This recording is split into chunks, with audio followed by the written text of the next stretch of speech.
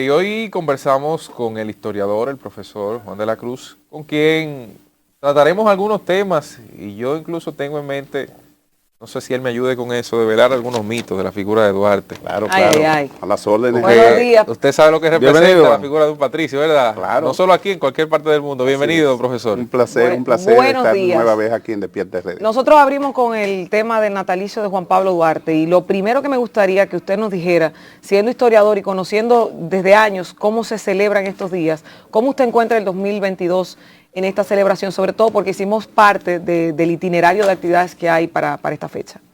Lo primero es que, buenos días, ¿verdad?, a todos los amigos televidentes. Destacar que la ley de festividades debe ser definitivamente modificada. No puede ser que el día de Duarte, un día simbólico para la República Dominicana, se celebre un día diferente al día de su natalicio. O sea, el día de Duarte no nació un 24 de enero, nació un 26 de enero. Totalmente de acuerdo. Por lo tanto, esa festividad es sagrada para el pueblo dominicano. ¿Y no es conveniente hacerlo así en el modelo actual? Por ejemplo, porque hoy las escuelas pueden hacer actividades en nombre de Duarte, el Estado hace sus actividades en nombre de Duarte, y la gente dentro de su propia actividad, bueno, puede rendir la pleitesía al patricio. Si lo hacen el feriado el mismo día de Duarte, que el estudiante, por ejemplo, no va a rendir honor a Duarte en la escuela y nada por el estilo, que te va guiando.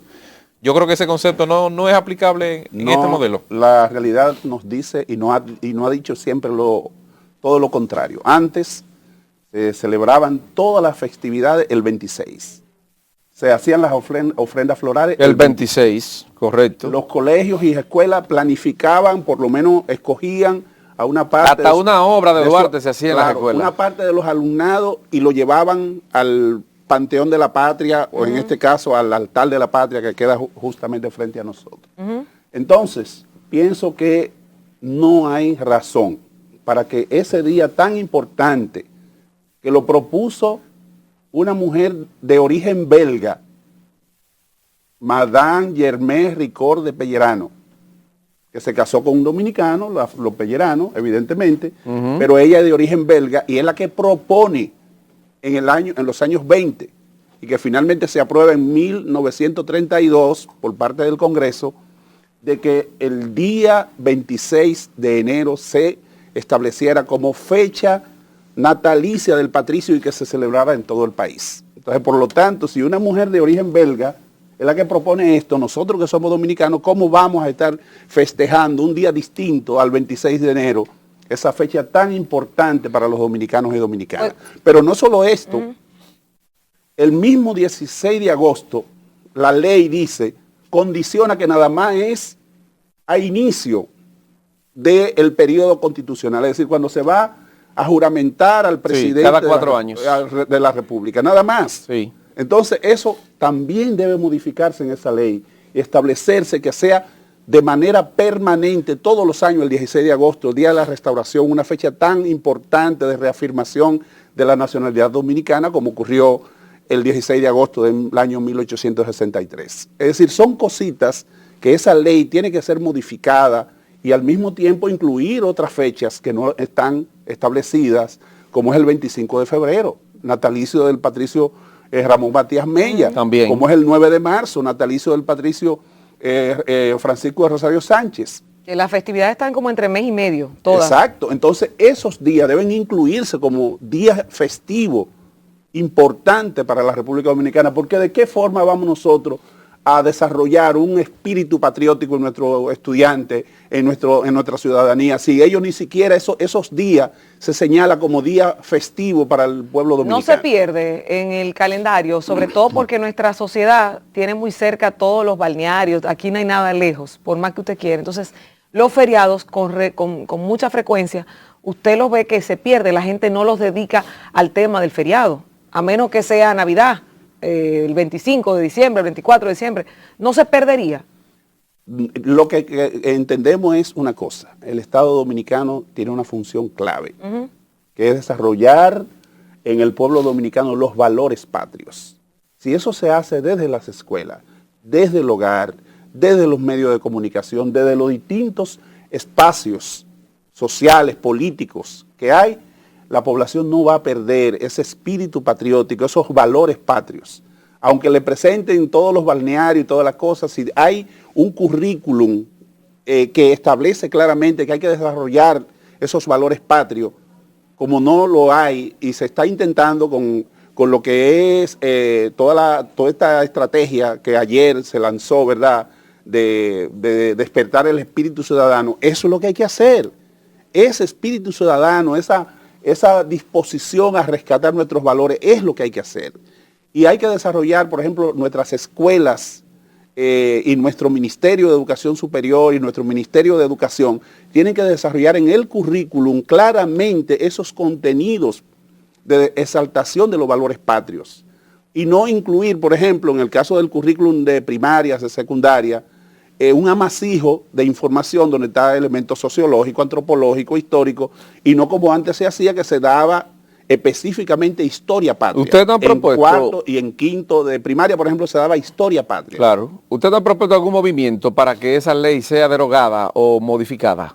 Nosotros, a partir de todas estas situaciones que se han dado en los últimos años, sí, estamos proponiendo a los historiadores, al Instituto Duartiano, que de hecho en el día de hoy tiene, según tengo entendido, una caminata por toda la zona colonial, recuperando que hoy es el día de Duarte, que no es el 24. Entonces todo eso nos dice que la sociedad dominicana también debe sumarse, integrarse, a ese movimiento, sí, claro, que el Instituto Duartiano ha estado auspiciando, de que el 26 de enero sea la fecha en que se celebre este elemento tan importante como es el natalicio de Duarte. Profesor, dentro de las cosas que de Duarte se dicen, es que en alguna medida su partida hacia Venezuela, hacia Sudamérica, en momentos en que aquí se ejecutaba, digamos, el acto como tal, que lograba la independencia de República Dominicana, no obedecía meramente a factores de exilio o persecución política,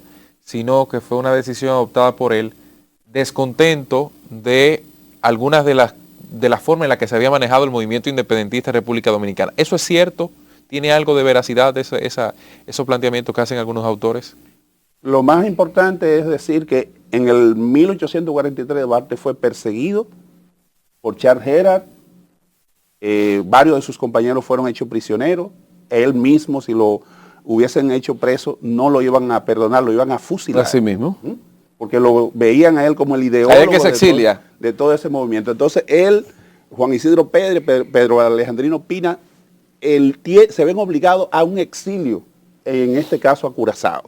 Y posteriormente ya sabemos que fue Pedro Santana, que incluso Abraham Cohen, un empresario de esa época, hay que le sugiere a Pedro Santana, cuidado con fusilar a Duarte, que él lo tenía en la mira. En la mira, y le dijo a Abraham Cohen, que era un empresario, en este caso productor de caoba y demás, le dijo, eso es un error tuyo, que eran muy amigos ellos, y él incluso le había escrito en ocasión para que intercediera ante la Embajada de Francia, para un protectorado con Francia, le dijo, es un error tuyo fusilar a Duarte, mejor exílialo.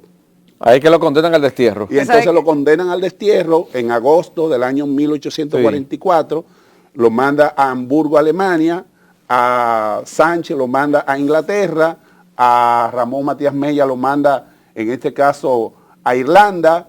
Es decir, los mandó a distintos lugares para desaparecer y desintegrar el movimiento trinitario. Y es en ese contexto, entonces, donde Duarte, posteriormente, deportan a su familia, en el año 1845, a su madre, sus hermanos y demás. Doña Manuela. Doña Manuela, Rosa, Francisca y demás. Y ahí entonces, él posteriormente pasa de Hamburgo, Alemania, a Venezuela, y allí entendió que, y varios de sus escritos así lo dicen, que el país estaba en manos. Porque Rosa muere en Venezuela también. Sí, Rosa Duarte. Venezuela, sí, claro. Igual que el Patricio. Decía, en ese contexto es entonces donde Duarte entiende que los gobiernos que teníamos aquí, primero Santana, después Báez, eran gobiernos entreguistas, y que él no iba a venir a ponerse a los pies de estos sectores entreguistas. Y varios de sus escritos así lo atestiguan. De manera que todo eso nos dice a nosotros que Duarte lo que hizo fue no transigir contra aquellos entreguistas del patrimonio de la República. Prefirió, incluso cuando se dio la amnistía general en el 49, Manuel Jiménez, él no se enteró porque estaba en las selvas amazónicas de Venezuela, en una labor social con los aborígenes de Venezuela en ese momento, y no se enteró de ese decreto que permitía el retorno, la amnistía. Sí estaban cerca en Curazao y en Saint Thomas, Sánchez y otros patricios, y retornaron y se acogieron a ese decreto. Pero en el caso de Duarte se enteró posteriormente y ya estaba un gobierno como el de Báez, que era un gobierno totalmente entreguista con el cual él no comulgaba. Usted sabe que yo tengo una curiosidad por algunos comentarios que he escuchado. En nuestro país, al que le gusta la historia, por lo regular compra libros de historia luego de que ya es un adulto y empieza a conocer estos detalles que usted nos habla. Pero en la base fundamental, que es la educación de nuestros niños, adolescentes y jóvenes, está bien contada la historia dominicana en la parte de la participación de Juan Pablo Duarte, la función que tuvo, sobre todo por situaciones que tal vez vinculan a cómo se debe o cómo se desarrolló. En Inglaterra yo no sé si cuentan lo de Penny Venables como lo cuenta Bernardo Vega aquí. En España yo no sé si cuentan lo de la colonización como nosotros lo contamos aquí. ¿Está bien contada la historia de Duarte? Para nada. A Duarte lo han pintado como un santo, como un individuo que vivió siempre en el aire, que no tuvo sentido práctico, y es todo lo contrario. Duarte fue un hombre práctico. Además de un gran teórico, que fue el que forjó la nacionalidad dominicana, y por eso se le debe el nombre de padre de la patria. El padre de la patria es el que engendra la idea, y Duarte fue quien engendró la idea, pero también llevó a la práctica esa idea, creando la Sociedad Secreta La Trinitaria. Le dice a su amigo José María Serra, después de él estar 5 o 6 años propagandeando en contra del gobierno haitiano, hay que ser práctico, tenemos que fundar una institución para poder devolverle al país la soberanía. Y es ahí entonces donde le propone a él y a varios de sus amigos fundar la Sociedad Secreta La Trinitaria. ¿Qué hombre más práctico que ese? Que dice, además de propagandizar, tenemos que organizar al pueblo. Tenemos que dirigir el proceso político de liberación de nuestro país, sin desconocer el rol importante que había jugado el pueblo haitiano en la lucha por su independencia. Pero él dice, del mismo modo que el pueblo haitiano logró convertirse en república, nosotros tenemos el mismo derecho. Correcto. A constituirnos una nación libre, soberana, independiente. Es decir, fue un hombre práctico y lo demostró también formando a sus compañeros en el arte de la guerra. Le enseñó a cada uno de ellos el arte de esgrima, que es el uso de la espada. Duarte era un artista Claro. en la esgrima. Y al mismo tiempo, cuando vino de Europa, de estudiar y de conocer los clásicos del derecho y demás, que apenas le faltaron algunas asignaturas para terminar su doctorado en Derecho, en Barcelona, España, también vino con libros sobre la guerra, y así El arte de la guerra. lo difundió entre sus compañeros. Y se integró en el ejército haitiano, él, como Fourier en el año 1834, y ya en el 43 era coronel del ejército haitiano, que eso casi no se dice. Era un hombre que conocía el arte de la guerra, y al mismo tiempo, no es casual que cuando él retorna de Curazao, cuando se proclama la República, a él lo ponen como general de brigada y jefe de la Plaza de Armas de Santo Domingo, porque no conocía el arte de la guerra. Sí, porque conocía el arte de la guerra, y era el comandante en jefe del país en ese momento. De manera que eso nos deja ver a un Duarte práctico, a un Duarte que estuvo dispuesto a dar su vida y todo lo demás para que este país fuese libre e independiente. O sea, el Duarte que nos han presentado no es un Duarte de carne y hueso, sino un santo, un individuo que vivía en el aire y que no tenía sentido práctico. Teórico. Profesor, necesitamos un Duarte actualmente en República Dominicana para enderezar este país. Nosotros necesitamos no un Duarte, sino mucho Duarte, mucha María Trinidad Sánchez, porque María Trinidad Sánchez fue una mujer también dispuesta a todo y prefirió mejor pagar con su vida a delatar a aquellos que eran parte del movimiento por el retorno de los padres de la patria en aquella ocasión. Prefirió que la fusilaran justo un día después de cumplirse un año de la independencia, a delatar a Manuel Jiménez, a Juan Isidro Jiménez y otros que le acompañaron en ese proceso de retorno de Duarte, Sánchez, Mella y otros que estaban en el exilio. Es decir, fue una mujer dispuesta. Entonces hay que rescatar a mucho Duarte, mucha María Trinidad Sánchez, muchas hermanas Mirabal, mucha Ercilia Pepín, mucha Salomé Ureña y hombres y mujeres que lo dieron todo por este país para que tengamos una nación libre y soberana, mediatizada, todos sabemos, esa independencia, esa soberanía, pero por lo menos podemos decir esto, de que hay que completar esa obra de Juan Pablo Duarte. Y que la juventud de hoy, contrario a lo que muchos piensan, y los hechos recientes así lo indican, sobre todo los hechos de a partir de febrero, julio del 20, donde la juventud tomó las calles, tomó las plazas, la Plaza de la Bandera y tomó los distintos parques, demuestra claramente que la juventud no está al margen de los procesos políticos que nosotros estamos viviendo y que los gobernantes tienen necesariamente que tomar en cuenta eso, que no pueden hacer lo que le da la gana, porque esa juventud que uno cree que está de que nada más en teteo y demás, también está... Hay una juventud vigilante. Vigilante, sí. y ha estado dispuesta a defender los recursos naturales nuestros, cuando se intentó establecer la cementera en los Haitises, en el caso de Loma Miranda, en el caso actual de la Barrigol, que quiere establecer otra mina ahí en Yamasá, sí, una presa de cola, y asimismo en San Juan de la Maguana, en Romero, y en el caso de Bahía de las Águilas. Es decir, esa juventud está vigilante. Ningún gobernante, en el caso de Punta Catalina, por ejemplo, la gente está exigiendo justicia. Ese caso de toda esa situación que hay en Punta Catalina no puede quedar impune. Entonces, la juventud está atenta a todo eso. Los gobernantes tienen que estar atentos al latir del pueblo dominicano y específicamente de esa juventud que, como Duarte decía, es la que va a completar la obra de independencia y regeneración política de la República Dominicana. Profesor, Correcto, muchas gracias por habernos acompañado Muy bien, esta mañana. gracias Juan. Quedan Siempre temas a la pendientes, Sí, hay muchos pero temas. por supuesto tendremos el mes de la patria para debatir Completito, mucho sobre sí es. esto. El profesor Juan de la Cruz estuvo con nosotros esta mañana en Despierta RD.